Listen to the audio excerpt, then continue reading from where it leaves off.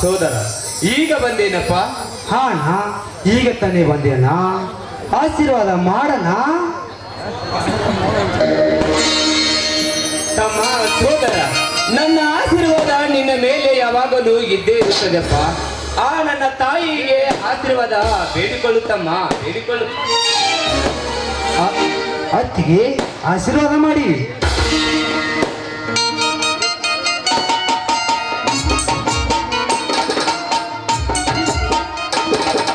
ಈ ಕನ್ನಡ ನಾಡಿನಲ್ಲಿ ವೀರ ಪುತ್ರನಾಗಿ ಮೆರೆಯಲಂತಹ ತಾಯಿಯಲ್ಲಿ ಭಕ್ತಿಯಿಂದ ಬೇಡಿಕೊಳ್ಳುತ್ತೇನೆಪ್ಪ.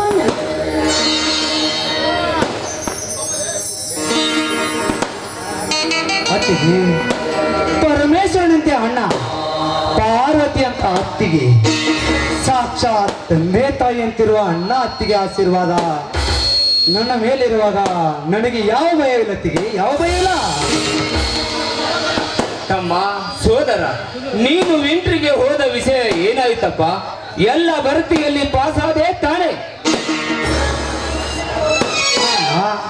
ಎಲ್ಲ ಭರ್ತಿಯಲ್ಲೂ ಪಾಸ್ ಆದೇನ, ಆರ್ಡರ್ ಕೊಟ್ಟಿದ್ದಾರೆ.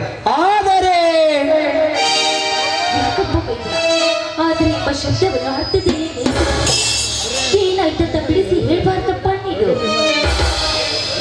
ಅತ್ತಿಗೆ ದೇವರಿಗೆ ಎಷ್ಟೇ ಬೇಡಿಕೊಂಡರು ಈ ನಮ್ಮ ಕೂಗು ಕೇಳಲಿಲ್ಲ ಅತ್ತಿಗೆ, ಕೇಳಲಿಲ್ಲ. ನಮ್ಮಂತ ಬಡವರ ಕೂಗಿಗೆ ಕರುಣೆ ತೋರಿಲ್ಲ ಅತ್ತಿಗೆ ಈ ದುರ್ಗಾ ಪರಮೇಶ್ವರಿ. ಆ ಶ್ರೀಮಂತರ ಸ್ವತ್ತು ಈ ತಾಯಿ.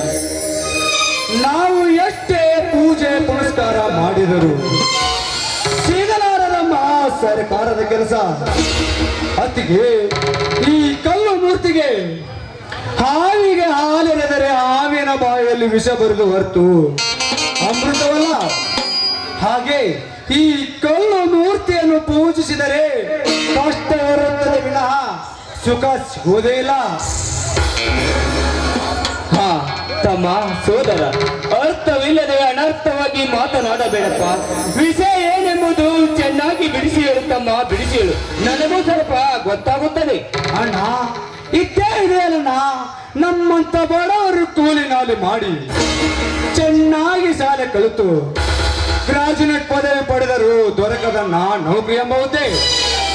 ಅಣ್ಣ ಗೌರ್ಮೆಂಟ್ ನೌಕರಿ ಪಡೆಯಬೇಕಾದರೆ 3 ದಿನದೊಳಗಾಗಿ 10 ಲಕ್ಷ ರೂಪಾಯಿ ಹಣ ಲಂಚಕ್ಕೆ ಇದ್ದಾರಣ. ಅಂಥದ್ರಲ್ಲಿ ನಾನು ನೌಕರಿ ಬೇಡವೆಂದು ತಿಳಿದು ಬಂದಿದ್ದೇನೆ, ತಿಳಿದು ಬಂದಿದ್ದೇನೆ. ಅಣ್ಣ ನಮ್ಮ ಜಮೀನಿನಲ್ಲೂ ವ್ಯವಸಾಯ ಮಾಡಬೇಕೆಂದು ನಿರ್ಧಾರ ಮಾಡಿದ್ದೇನೆ, ನಿರ್ಧಾರ ಮಾಡಿದ್ದೇನೆ. ಏನಂತ ಮಾತನಾಡುತ್ತಿರುವೆಯಪ್ಪ ನೀನು? ಸಾಕಷ್ಟು ವಿದ್ಯೆ ಕಲಿತು ವಿದ್ಯಾಭ್ಯಾಸವನ್ನು ಮುಗಿಸಿದೆ, ವಿದ್ಯಾವಂತನಾದ ನೀನು ನಮ್ಮ ಜಮೀನಿನಲ್ಲಿ ಕೆಲಸ ಮಾಡುತ್ತೇನೆ ಅಂತ ಹೇಳುತ್ತಿವೆಯಲ್ಲಪ್ಪ ನೀನು. ಸಾಕಷ್ಟು ವಿದ್ಯೆ ಕಲಿತು ದೊಡ್ಡ ಅಧಿಕಾರಿಯಾಗಿ ನಿನ್ನನ್ನು ಕಣ್ತುಂಬ ನೋಡಬೇಕೆಂದು ನಿಮ್ಮ ಅಣ್ಣನವರು ತುಂಬಾ ಆಸೆ ಪಟ್ಟಿದ್ದಾರಪ್ಪ. ಹಾಗಾಗಿ ರಾತ್ರಿ ಅನ್ನದೇ ಈ ಭೂಮಿ ತಾಯಿಯೊಂದಿಗೆ ಕಷ್ಟಪಟ್ಟು ದುಡಿತಿದ್ದಾರೆ. ಅವರಂತೆ ನೀನು ಕೂಡ ಈ ಭೂಮಿ ತಾಯಿಯೊಂದಿಗೆ ದುಡಿಯುವುದು ಬೇಡವೆಂದು ನಿನ್ನನ್ನು ವಿದ್ಯೆ ಕಲಿಸಿದ್ದಾರಪ್ಪ ನಿಮ್ಮ ಅಣ್ಣನವರು. ಅತ್ತಿಗೆ ದೇವರು ನನ್ನ ತೋಳಿನಲ್ಲಿ ಶಕ್ತಿ ಕೊಟ್ಟಿದ್ದಾನೆ. ಒಬ್ಬ ರೈತನ ತಮ್ಮ ನೇಗಿಲು ಭೂಮಿಯಲ್ಲಿ ಬಿತ್ತಿ ಬೆಳೆ ತೆಗೆದರೇನು ತಪ್ಪೇನಿಲ್ಲ. ಬಡವರ ಬಾಳು ಬಂಗಾರ ಆಗುವುದು ಖಂಡಿತ. ರೈತನೇ ರಾಷ್ಟ್ರದ ಸಂಪತ್ತು ಎನ್ನಲಾಗುತ್ತದೆ ಈ ನಮ್ಮ ಮನೆತನ. ತಮ್ಮ ಸೋದರ, ಒಂದು ತುಂಬಿದ ಚೆರಿಗೆಯನ್ನು ಎತ್ತಿದರೆ ಎಲ್ಲಿ ನನ್ನ ತಮ್ಮ ಸೊರಗಿ ಬಿಡುತ್ತಾನೆ ಎಂದು ತಿಳಿದು ನಿನ್ನನ್ನು ಕೆಲಸಕ್ಕೆ ಹಚ್ಚಲಿಲ್ಲಪ್ಪ ಈ ನಿನ್ನ ಅಣ್ಣ. ಅಂಥದರಲ್ಲಿ ನೀನು ಈ ಭೂಮಿ ತಾಯಿಯೊಂದಿಗೆ ದುಡಿಯುತ್ತೇನೆಂದು ಹೇಳುತ್ತಿರುವೆಯಲ್ಲ. ಕಲ್ಲು ಬಂಡೆಯಂತೆ ಇರುವ ಈ ನನ್ನ ಅಣ್ಣನ ಹೃದಯ ಒಡೆದು ನೀರಾಗಿ ಹೋಯಿತು ತಮ್ಮ, ನೀರಾಗಿ ಹೋಯಿತು. ತಮ್ಮ ಸೋದರ, ನನಗೆ ಎಷ್ಟೇ ಕಷ್ಟ ಕಾರ್ಪಣ್ಯಗಳು ಬರಲಪ್ಪ, ನೀನು ಚೆನ್ನಾಗಿರ್ಬೇಕೆನ್ನುವುದೇ ಈ ನಿನ್ನ ಅಣ್ಣ ಅತ್ತಿಗೆರ ಆಸೆಯಪ್ಪ, ಈ ನಿನ್ನ ಅಣ್ಣ ಅತ್ತಿಗೆರ ಆಸೆ. ಇಲ್ಲಿವರೆಗೂ ನೀನು ಕಷ್ಟಪಟ್ಟು ಭೂಮಿಯಲ್ಲಿ ದುಡಿದು ಸಾಕೆಂದು ತಿಳಿದು ಈ ಸಾಲದ ಹೊರೆ ಎನ್ನುವುದು ನಿನ್ನ ಮೇಲೆ ಒರೆಸಬಾರದೆಂದು ತಿಳಿದು ಅದಕ್ಕಾಗಿ ಹಾಗೆ ಮಾತನಾಡಿದೆ ನಾನು ಮಾತನಾಡಿದೆ. ತಮ್ಮ ಸೋದರ, ಈ ನಿನ್ನ ಅಣ್ಣ ಅತ್ತಿಗೆರೆ ಇರುವವರೆಗೂ ನೀನು ಎಂದಿಗೂ ಹೆದರಬೇಡಪ್ಪ. ಈ ಸಮಾಜದಲ್ಲಿ ನಮ್ಮ ಜಮೀನನ್ನು ಒತ್ತೆ ಇಟ್ಟಾದರೂ ನಿನಗೆ ಹಣ ತಂದು ಕೊಡುತ್ತೀನಿ ತಮ್ಮ, ಹಣ ತಂದು ಕೊಡುತ್ತೇನೆ. ಅದು ಸಾಲದಿದ್ದರೆ ಈ ಊರ ಶ್ರೀಮಂತರ ಮನೆಯಲ್ಲಿ ಜೀತದಾಳಾಗಿ ದುಡಿದು ನಿನಗೆ ಹಣ ತಂದು ಕೊಡುತ್ತೇನೆ ತಮ್ಮ, ನಿನಗೆ ಹಣ ತಂದು ಕೊಡುತ್ತೇನೆ.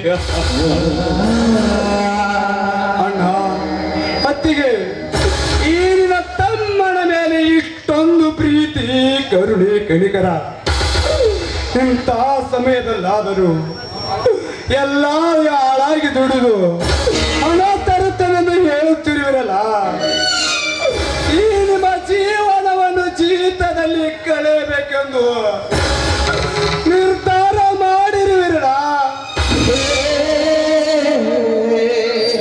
ಈ ನಿಮ್ಮ ಜೀವನವನ್ನು ಲಂಚವೆಂಬ ಮಂಚದಲ್ಲಿ ಕೂತ ಲಂಚಾಧಿಕಾರಿಗಳು ಹೆಚ್ಚಾಗಿದ್ದಾರೆ.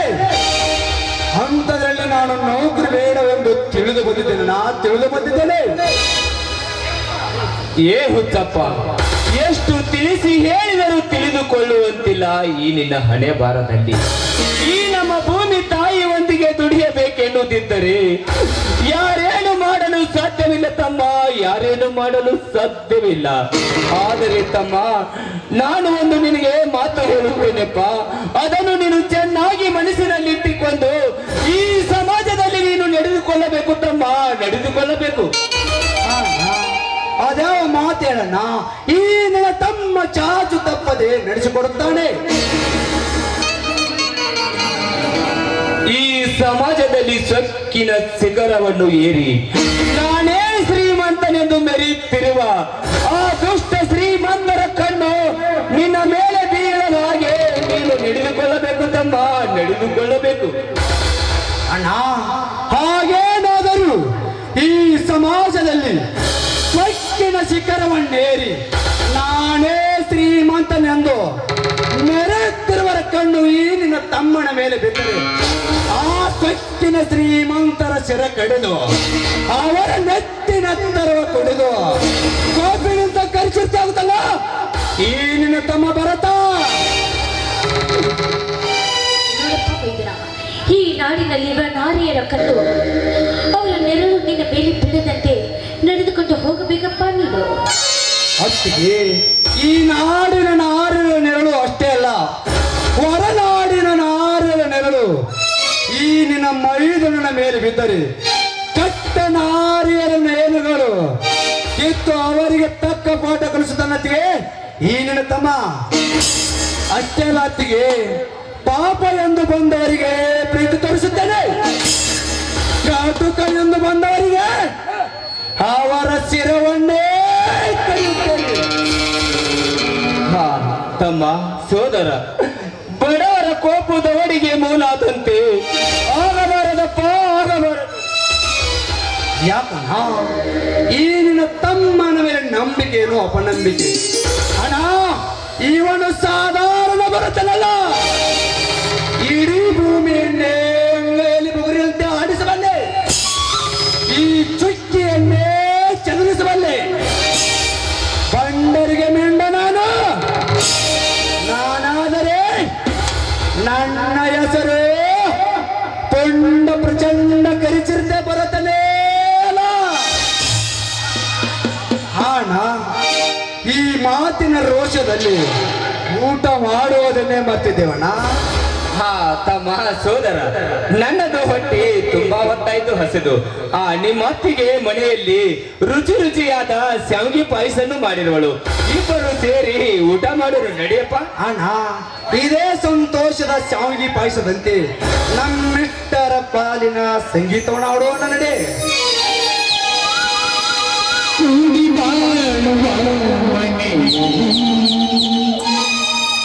ಬೆಳಗುತ್ತಿದೆ ಎಂದು ನನ್ನ ದೀಪ ಹಸಿದಾಗ ಬಣ್ಣ ಬೆಳಿದಾಗ ನೀರು ಕೊಡಬೇಕ ಮೇರು ಈ ಚೆಂದವು ಈ ಚಂದವು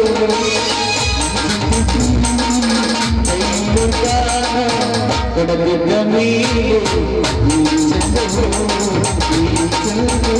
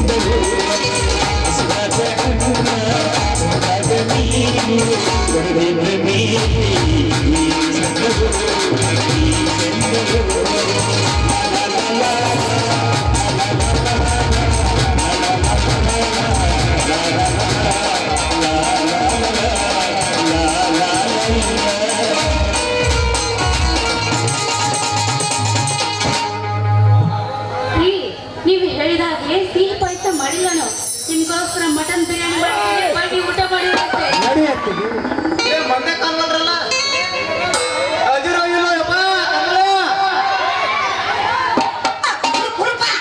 ಏನೋ ಚಸ್ಮಾ ಹಾಕಿನಲ್ಲ ಅದಕ್ಕೆ ಏನೋ ಕಾಣವಲ್ದ ತೆಗೆದ ಬಿಡೋದು ಕಡಿ ಅಲೋ ಕಳ್ಳಿ ಕಟ್ಟಿಕೊಂಡು ಎಷ್ಟೈತೆ ಅಬ್ಬಬ್ಬ ಇದ್ರೇನು ಹಾಕೋಣ ಇಲ್ಲ ಹಾಕಿರ ಲಕ್ಕಿ ಇಲ್ಲ ಹಾಕಿರ ಮತ್ತೊಂದು ಇಲ್ಲ ಹಾಕಿರ ಮುಗದೊಂದು ಇದು ಬೇಡ ಮುಗದ ಬಿಟ್ಟು ನೋಡ ಬಂದ್ರಮ್ಮ ಬುಲೆಟ್ ಗಾಡಿ ಕೆಳ ಪಡ ಪಡ ಪಡ ಪಡ